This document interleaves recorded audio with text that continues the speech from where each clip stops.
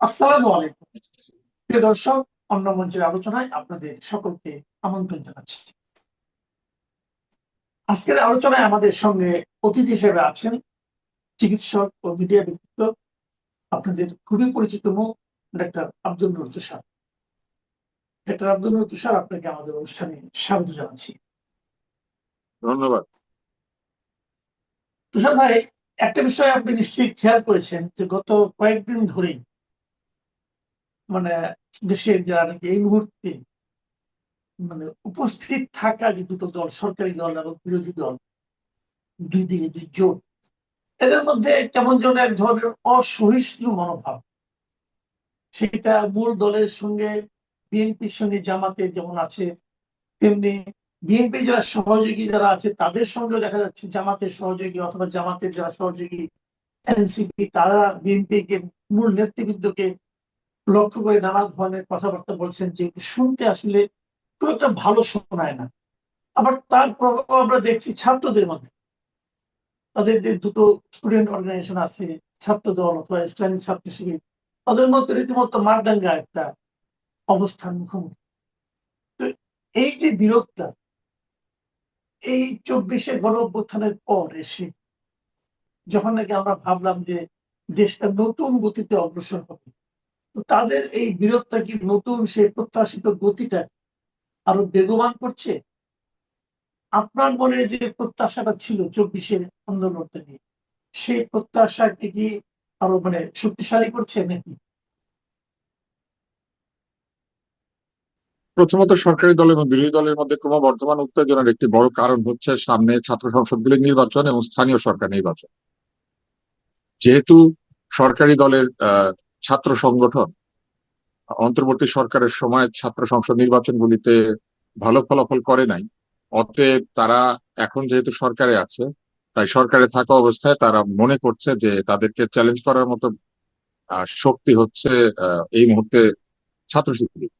তাই বিভিন্ন জায়গাতে ছাত্র শিবিরের সঙ্গে তাদের একটা সংঘাতে জড়িয়ে পড়ছে বা সংঘাতে জড়িয়ে পড়ার সম্ভাবনা তৈরি হচ্ছে। এর কারণ হচ্ছে এই নির্বাচনে আগেই প্রভাব বিস্তার করে ছাত্র সংসদে যাতে নির্বাচিত হওয়া যায় সেরকম একটি শক্তিমত্তা আহ ঘটিত একটা পরিবেশ তৈরি করা, এবং তারা সেটাই করছে। এটা কিন্তু আমাদের পুরনো রাজনীতি, সেই পুরনো রাজনীতির ধারায় সরকারি দলের ছাত্র সংগঠন যা করে এখন যে সরকারি দলের ছাত্র সংগঠন তারা সেটাই করছেন, এবং বিরোধী দল যা করতেন তারাও সেটাই করছেন। আর যেহেতু বিরোধী দলের ছাত্র সংগঠন বেশ শক্তিশালী এই মুহূর্তে, সেজন্য তারা এবং তাদের অতীতে যে ইতিহাস, সেই ইতিহাসে প্রচুর সন্ত্রাসের ইতিহাস রয়েছে। ফলে তারাও তাদের শক্তি অনুযায়ী এক ধরনের ভায়োলেন্ট ভায়োলেন্ট এনকাউন্টার কিংবা এক ধরনের আমি বলবো যে সংঘাতপূর্ণ, যে গোলযোগপূর্ণ যে এক ধরনের প্রতিদ্বন্দ্বিতা সেইখানে জড়িয়ে পড়েছে। এটা আমাদের জন্য খুব দুঃখজনক, এই কারণে যে আমরা তো ভেবেছিলাম যে এই পরিস্থিতির একটা উন্নতি হবে। আর একই সঙ্গে জুলাই আন্দোলনের যে প্রতিশ্রুতি ছিল সন্ত্রাসমুক্ত শিক্ষাঙ্গন, ছাত্ররা ছাত্রদের নিয়ে কথা বলবে, ছাত্ররা দলীয় রাজনীতির প্রভাব মুক্ত হয়ে জাতীয় রাজনীতিতে একটা নিরপেক্ষ অবস্থান থেকে যা ঠিক সেটার পক্ষ নেবে, সেগুলো আর কোনোটাই হচ্ছে না। এইখানে ছাত্ররা একটা রাজনৈতিক দল তৈরি করে ফেলেছে, অর্থাৎ ছাত্ররা নিজেরাই নিজেদের গ্লেজ নিজেরাই নিজেদের মাথায় পরিণত করেছে। একটা রাজনৈতিক দল তৈরি হয়েছে যাদের গড় বয়স 40-এর নিচে, এবং তারা তাদের যারা ছাত্র সংগঠন তারা একই সঙ্গে তাদের রাজনৈতিক কলিগ অর্থাৎ মূল দলেও তারা প্রভাব প্রভাব বিস্তার করে, আবার তাদের একটা ছাত্র সংগঠন বলে একটা সংগঠন বা ছাত্রদেরও একটা শক্তি তাদের আছে। ফলে সবকিছু মিলিয়ে জুলাইয়ের যে মূল কথা ছিল যে মেধাভিত্তিক রাজনীতি, মেধাভিত্তিক আহ প্রশাসন, মেধাভিত্তিক শিক্ষা ব্যবস্থা, মেধাভিত্তিক আহ, একটা সমাজ ব্যবস্থা, সমাজ কাঠামো তৈরি করার যে একটা বিষয় যেখানে বৈষম্য থাকবে না, মানুষ তার বংশ কিংবা পদবি কিংবা আহ, ক্ষমতা কিংবা অন্য কোনো ধরনের প্রভাব বিস্তার করে, মামা চাচার প্রভাব বিস্তার করে কোথাও আহ, কোনো কিছু পাবে না, বরং যোগ্যতার ভিত্তিতে পাবে, সেই জায়গাটা সম্পূর্ণভাবে বিনষ্ট হয়ে গেছে। এখন আচ্ছা, সাধারণ মানুষের কাছে এই এই আবেদনের আর কোনো মূল্য নাই, যে বা এই কথার কোনো আবেদন নাই যে বৈষম্য মুক্ত, কোটা মুক্ত, মেধা যুক্ত একটা সমাজ, এইটার আর কোনো মূল্য নাই। এটা মানুষ বুঝে ফেলেছে যে এটা মিথ্যা প্রতিশ্রুতি ছিল। জি। আচ্ছা, এখন প্রশ্নটা হলো যে দুই পক্ষকে যে আক্রমণ করছে, আক্রমণ করতে যে তারা যে সমস্ত বাক্য উচ্চারণ করছে, অভিযোগের কথা বলছে, যেমন ধরেন জামায়াতের আমির যেটা বলেছেন যে সরকার সব প্রতিষ্ঠানে হস্তক্ষেপ করছে, মানে সব প্রতিষ্ঠানকে ক্রমাগত দলীয়করণ করছে।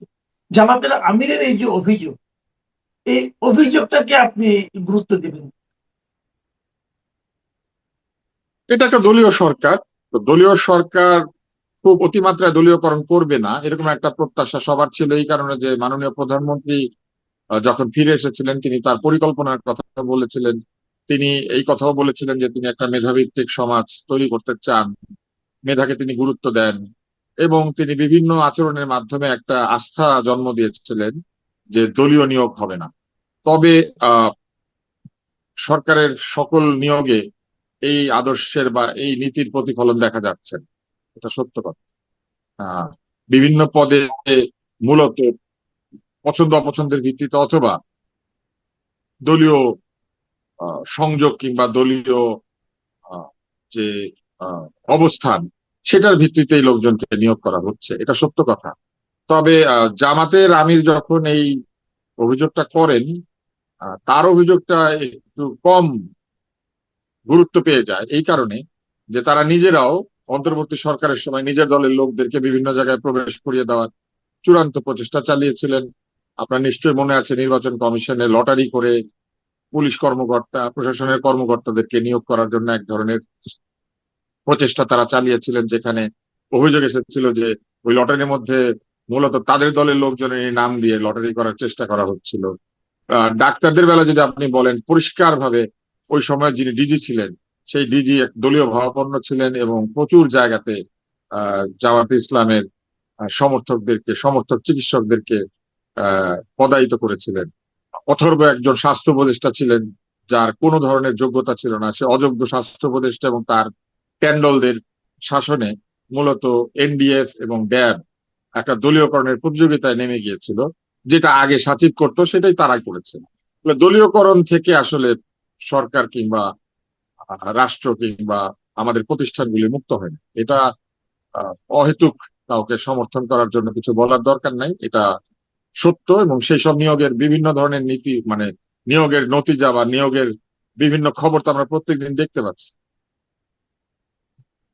জি। আবার ধরেন বিপরীত দিকে সরকারি দল থেকে, যেমন ধরেন আমাদের প্রধানমন্ত্রী, উনি নিজেই অভিযোগ করেছেন যে অতীতের মতো গুপ্ত বাহিনী বিশৃঙ্খলা ও বিভ্রান্তি ছড়াচ্ছে। প্রধানমন্ত্রী এই অভিযোগ কিভাবে মূল্যায়ন করবেন? গুপ্ত বাহিনী যে আছে এটা সত্য, কেননা গুপ্ত বাহিনীর অস্তিত্ব গুপ্তরাই স্বীকার করেছে। তারা নিজেরাই বের হয়ে এসে বলেছে আমরা গুপ্ত ছিলাম, আমরা লুকিয়েছিলাম। তো নিজেরাই যখন গুপ্ত থেকে বের হয়ে এসে বলেছে আমরা লুকিয়েছিলাম, আমরা গণরুমে ছিলাম বলে ছাত্রলীগের সাথে মিছিল করেছি, আমরা জয় বাংলা বলেছি, আমরা মুজিবের নামে স্লোগান দিয়েছি, আমরা নেচে নেচে বিজয় উদযাপন করেছি। এমনকি 2024-এর যে নির্বাচন, সেইখানে আমরা দেখেছি নির্বাচন চলাকালীন এবং তার পরবর্তী সময় বর্তমান যে ডাকসু ভিপি সে নেচে নেচে স্লোগান দিচ্ছে। আমরা নাহিদ ইসলামের কণ্ঠে মুজিবের বাংলায় বৈষম্যের ঠাঁই নাই সেই স্লোগান শুনেছি। সার্জিসার হাসনাত তো সরাসরি ছাত্রলীগের সাথে যুক্ত ছিল। ফলে এই গুপ্ততা যে একটি সত্য, এটা তো অস্বীকার করা যাবে না। তবে গুপ্ত বাহিনী বিভ্রান্তি ছড়াচ্ছে অতীতের মতোই এইখানে একটা ছোট্ট ফ্যালাসিয়াস ঘটনা ঘটেছে। অতীতে যদি গুপ্ত বাহিনী বিভ্রান্তি ছড়িয়ে থাকে তাহলে তারা কার নামে বিভ্রান্তি ছড়িয়েছিল? তারা ছড়িয়েছিল হাসিনার নাম। তারপরে যদি আবার বিভ্রান্তি ছড়িয়ে থাকে, কার নামে ছড়িয়েছিল? বিএনপি এবং বিএনপি নেতাদের নাম। তাই এই অভ্যাস যদি তারা বলবৎ রেখে থাকে তাহলে তো বলতে হবে যে তারা সকল সময় বিভ্রান্তি ছড়ায় এবং বিভ্রান্তির মাধ্যমেই তারা তাদের উদ্দেশ্য হাসিল করে। আমার ছোট্ট পরামর্শ হবে, যদি গুপ্ত বাহিনী এরকম থেকে থাকে তাহলে গুপ্ত বাহিনীদেরকে চিহ্নিত করে অতি দ্রুত গুপ্ত মুক্ত একটি দল যতটুকু পারা যায় সেটা তৈরি করার চেষ্টা করা দরকার। বিশেষ করে ছাত্র রাজনীতিকে গুপ্ত মুক্ত করা খুবই দরকার। কেননা ছাত্রদের মধ্যে গুপ্তরা লুকিয়ে থেকে এমন একটা পরিবেশ তৈরি করে, তারা নিজেরাই নানান ধরনের অকারেন্স বা নানান ধরনের দুর্ঘটনা ঘটিয়ে সেটা সরকারি দলের উপরে বা বিরোধীদের উপরে চাপিয়ে দেয়। এই ঘটনা থেকে আমার মনে হয় যে সাধারণ মানুষকে রক্ষা করার জন্য এই গুপ্তদেরকে চিহ্নিত করা খুবই জরুরি। তবে গুপ্ত বাহিনী আছে, এই ব্যাপারে কোনো সন্দেহ নাই। আচ্ছা, আমি আরেকটা প্রসঙ্গ একটু আলোচনা করতে চাই আপনার সঙ্গে। সেটা হলো, গত দুদিন ধরে একটা এই মিস্টার ফরহাদ মাঝহার, ওনার কিছু কথাবার্তা গত 2 দিন ধরে আমি বেশ দেখছি সোশ্যাল মিডিয়াতে, এবং উনি অনেক কথা বলেছেন, অনেক কথা নিয়ে আলোচনা করা যায়, কিন্তু আমি একটা পয়েন্ট নিয়ে আপনার সঙ্গে একটু শেয়ার করছি। সেখানে উনি বলেছেন, এই যে যারা ছাত্র নেতা ছিল আন্দোলনের সময় 24-এ, তারা মার্কিন যুক্তরাষ্ট্রের যে দূতাবাস আছে, মার্কিন দূতাবাস ঢাকাস্থ, তাদের একটা সেফ হাউসে ছিল, এবং সেখানে থেকে তাদেরকে নানাভাবে প্রভাবিত করা হয়েছে আন্দোলনটাকে এক দফার আন্দোলনে রূপান্তরিত করার জন্য। যে জিনিসটা নিয়ে ফরহাদ মাজারের সঙ্গে টেলিফোনেও কথা হয়েছে, এবং ফরহাদ মাজার বারবার বলেছেন যে আমরা আসলে একজন ব্যক্তির পরিবর্তনে আন্দোলন করতে চাই না, আমরা একটা গুণগত পরিবর্তনের কথা চাই, সিস্টেমের পরিবর্তন চাই।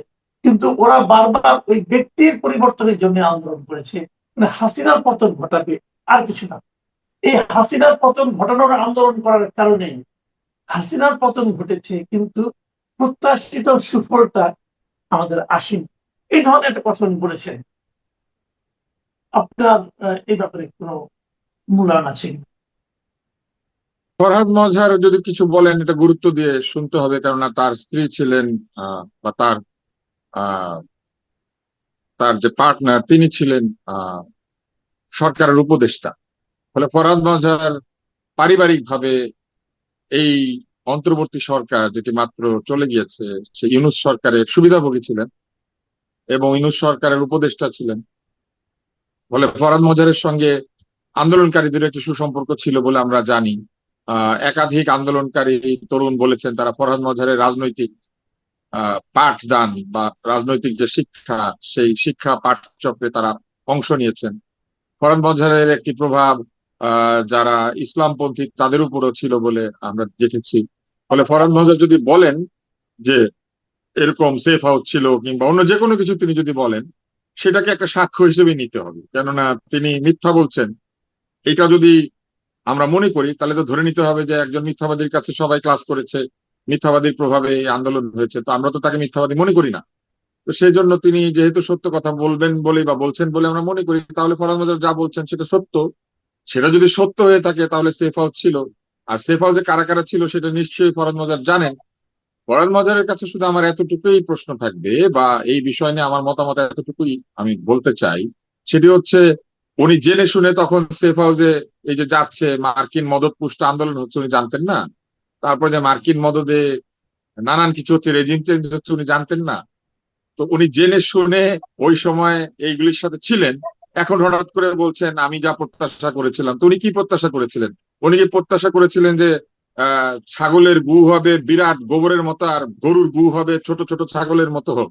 এটা আশা করলে তো হবে না, যে যেরকম হাগে সেরকমই হোকে। তো ফরহাদ মজহার যদি এখন বলেন যে না আমি এরকম প্রত্যাশা করি নাই, আমি মনে করি যে এটা সত্য নয়। বরং তিনি যে এখন যা বলছেন আমি মনে করি যে এটা তার অবস্থানকে প্রশ্নবিদ্ধ করে, তার দেশপ্রেমকে প্রশ্নবিদ্ধ করে এক অর্থে। কারণ উনি যদি দেশপ্রেমিক হয়ে থাকেন, উনি এক আধিপত্যের বদলে আরেক আধিপত্যের সেফ হাউসে ঢুকে আন্দোলন হচ্ছে আর উনি চেয়ে চেয়ে দেখলেন, তুমি চলে গেলে। তাহলে একটা গান আছে না, আমার বলার কিছু ছিল না, চেয়ে চেয়ে দেখলাম তুমি চলে গেলে, তুমি চলে গেলে।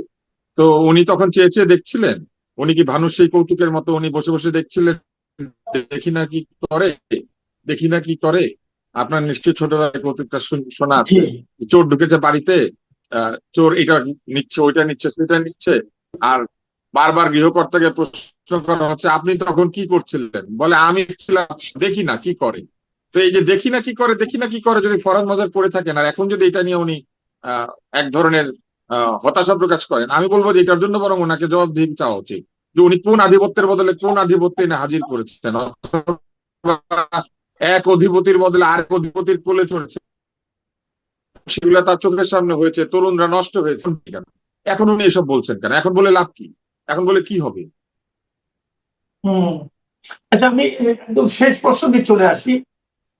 আপনি জানেন যে এর মধ্যে গত 5 আগস্ট ভারতে শেখ হাসিনার বক্তব্য দেওয়াকে কেন্দ্র করে বাংলাদেশের সঙ্গে ভারতের এক ধরনের টানাপোড়েন তৈরি হয়েছে। এর মধ্যে ব্রিক্স যে সম্মেলন হবে ভারতে, সেখানে তারেক রহমানকে দাওয়াত করা হয়েছিল। তো উনি যাবেন না বলে মনে করা হচ্ছে এখন পর্যন্ত। আজকে বিভিন্ন পত্রিকা দেখলাম, সেখানে ওনার অংশগ্রহণের সম্ভাবনা প্রায় নেই বললেই চলে। এদিকে কালকে মানে ভারতের হাই কমিশনার বোধহয় প্রধানমন্ত্রীর সঙ্গে দেখা করবেন, আজকে আজকে দেখা করবেন। এবং সাক্ষাৎ করে ভারতের হাই কমিশনার বলছেন যে দুই প্রধানমন্ত্রীর সঙ্গে যদি সাক্ষাৎ হয় তাহলে অনেক সমস্যার সমাধান হয়ে যাবে। তো অন্তর্বর্তীকালীন সরকারের মধ্যে আমাদের মধ্যে কিছু সমস্যা ছিল, তৈরি হয়েছিল, কিন্তু সমাধানটা তো জরুরি। তো আবার আমাদের স্বরাষ্ট্রমন্ত্রী বলছেন ভারতের উদ্দেশ্যে যে আপনারা হাসিনা কার্ড খেলবেন আর আমাদের সঙ্গে সম্পর্কে উন্নয়নের কথা বলবেন, দুটো তো একসঙ্গে হয় না। তো ভারতের সঙ্গে আমাদের সম্পর্কটা কোন দিকে যাচ্ছে?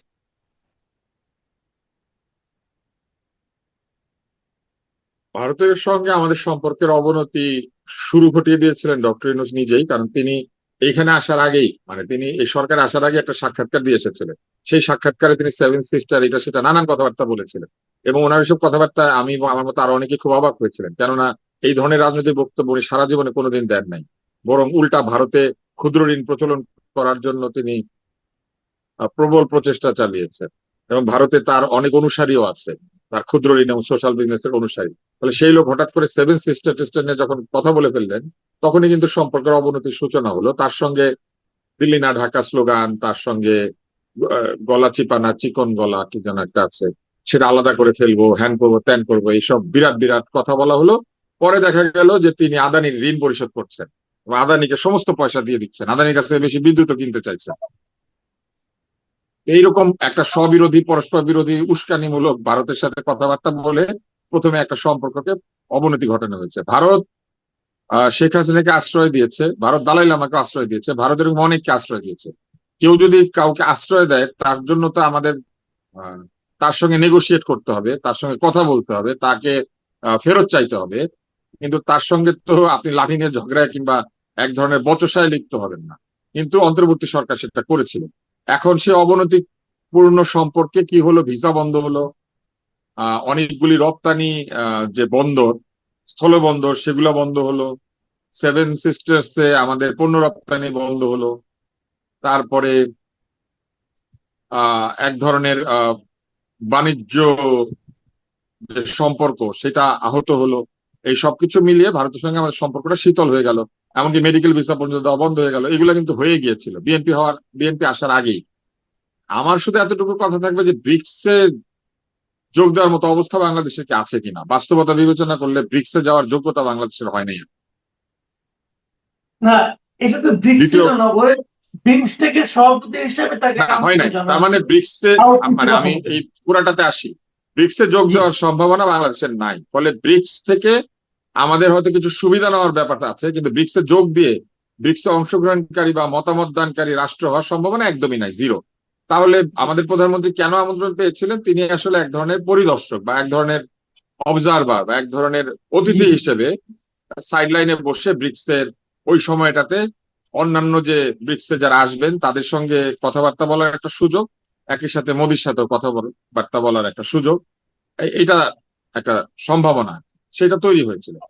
এখন আমার কাছে মনে হয় যে এইসব ক্ষেত্রে আবেগ বিসর্জন দিয়ে বরং যুক্তিকে প্রাধান্য দেওয়া দরকার। যদি আমাদের প্রধানমন্ত্রী ব্রিক্সের ওখানে যান, তবে শুধুমাত্র তার মোদির সঙ্গে তার সাক্ষাৎকার হবে এটা আমরা আশা করি না। আমাদের পররাষ্ট্র মন্ত্রণালয়ের উচিত ব্রিক্সে যোগদানকারী অন্যান্য যারা প্রধান ব্যক্তিরা আছেন তাদের সঙ্গে যেন আমাদের প্রধানমন্ত্রীর কথা বলার সুযোগ হয়, সেটা তৈরি করা। তাহলে এক ঢিলে পাঁচ পাখি বা চার পাখি শিকার করা যাবে। দ্বিতীয়ত, মোদী যদি কথা বলতে আগ্রহী হয়ে থাকেন এবং ভারতের দূতাবাসের যিনি রাষ্ট্রদূত তিনি যদি বলেন যে না, দুই প্রধানমন্ত্রী কথা বললে, তাহলে এখনই ফিক্স করতে হবে যে ওইখানে গেলে 1-to-1 বৈঠক হবে ভারতের প্রধানমন্ত্রীর সঙ্গে আমাদের প্রধানমন্ত্রী, এবং আমাদের প্রধানমন্ত্রীর সাথে ভারতের প্রধানমন্ত্রীর বৈঠক, এবং ব্রিক্সে আগমনকারী অন্যান্য গুরুত্বপূর্ণ ব্যক্তিদের সঙ্গে হয় আমাদের প্রধানমন্ত্রী অথবা আমাদের প্রধানমন্ত্রীর সঙ্গে যে কন্টিনজেন্ট যাবেন তাদের মধ্যে গুরুত্বপূর্ণ ব্যক্তিদের যদি আদান প্রদান হয়, তাহলে যেটা ঘটবে সেটা হইলো ওই রাষ্ট্রগুলির সঙ্গে আমাদের একটা সম্পর্কের ঝালাই হবে। পাশাপাশি আমাদের বিভিন্ন ধরনের স্বার্থ সংশ্লিষ্ট বিষয়ে আমরা এক জায়গায় বসে আলাপ সেরে ফেলতে পারবো, এবং এইটাকে আমরা ভবিষ্যতে একটা বিরাট আন্তর্জাতিক যে চ্যালেঞ্জ, জ্বালানি মূল্য বৃদ্ধি, বিশ্বব্যাপী মুদ্রাস্ফীতি, যুদ্ধ পরিস্থিতি, আহ বিশ্বের বিভিন্ন পরাশক্তির ন্যায় এবং অন্যায় প্রভাব বিস্তারের যে লড়াই এবং এক ধরনের চাপ সৃষ্টি, এই সকল কিছুর সঙ্গে আমরা এক ধরনের ব্যালেন্স করার একটা চেষ্টা বা এক ধরনের সম্পর্ক উন্নতির মাধ্যমে আমরা চাপ কমিয়ে আনার একটা চেষ্টা করতে পারবো। ফলে এটা তো কূটনীতির একটা সুযোগ। সেই কূটনীতির সুযোগ কোনো আবেগজনিত কারণে হারানো উচিত না। কারণ বাংলাদেশের সঙ্গে ভারতের সীমান্ত গন্ডগোল থাকবে, এটা কিন্তু যাবে না। এটা বড় রাষ্ট্রের সঙ্গে ছোট রাষ্ট্রের সবসময় সীমান্তে গন্ডগোল থাকে। আমেরিকার সাথে মেক্সিকোর সীমান্তের গন্ডগোল শেষ হয় নাই, উল্টা কানাডার সাথে শুরু হয়েছে। উরুগুয়ের সাথে ব্রাজিলের কিংবা অন্যান্য যে উরুগুয়ের যে যারা সীমান্তবর্তী রাষ্ট্র আছে, উরুগুয়ে এবং আর্জেন্টিনা, এদের যে এক ধরনের সংঘাত আছে, এটা কিন্তু শেষ হয় নাই। এরকম সংঘাতপূর্ণ সীমান্ত ভারতের সাথে চীনের আছে, শেষ হয় নাই। পাকিস্তানের সাথে ভারতের আছে, শেষ হয় নাই। পাকিস্তানের সাথে আফগানিস্তানের আছে, শেষ হয় নাই। তো সীমান্ত সংঘাত জনিত কারণে বা সীমান্তের ঘটনার কারণে কোনো আবেগজনিত সিদ্ধান্ত নেওয়া উচিতই না। এইবার হচ্ছে শেখ হাসিনার ওইখানে অবস্থান, এই অবস্থান অন্তর্বর্তী সরকারের সময় থেকে হয়ে আসছে, এবং তার ব্যাপারে ভারতের অবস্থান মোটামুটি আমরা এখন বুঝতে পারি। অতএব শেখ হাসিনাকে আনার যদি কোনো চেষ্টা করতে হয়, সেটাও সেখানে গিয়ে দুই প্রধানমন্ত্রীর আলাপের মধ্যে এই প্রসঙ্গটার অবতারণা করা সম্ভব। আর শেখ হাসিনা তো আসতেই চেয়েছেন, আসতেই যদি চান, তাহলে আমার তো মনে হয় যে তাকে পর্যন্ত ওইখান থেকে গিয়ে বলে আসা দরকার যে আপনি চলে আসেন, আমার সাথে চলেন, তাই না? যাবেনই যদি আসেন, আমার সাথে চলেন। তো এটা বলার সুযোগ আছে। আমার কাছে মনে হয় যে এই ক্ষেত্রে আবেগ জনিত সিদ্ধান্ত না নিয়ে বা এই জনগণের আবেগকে মূল্য না দিয়ে বরং যা রাষ্ট্র এবং সরকারের জন্য প্রয়োজনীয়, জনগণের মঙ্গলের জন্য, সেটা আমার কাছে মনে হয় যে ব্রিক্সে গেলেই ভালো। জি, অনেক ধন্যবাদ জনাব আব্দুল নূর তুষার। প্রিয় দর্শক, আপনারা শুনলেন ডক্টর আব্দুল নূর তুষারের বিশ্লেষণ বিভিন্ন বিষয়। আশা করি আপনাদের ভালো লেগেছে। আগামীতে আবার কথা হবে। সবাই ভালো থাকবেন। এখন এ পর্যন্তই। আল্লাহ হাফিজ।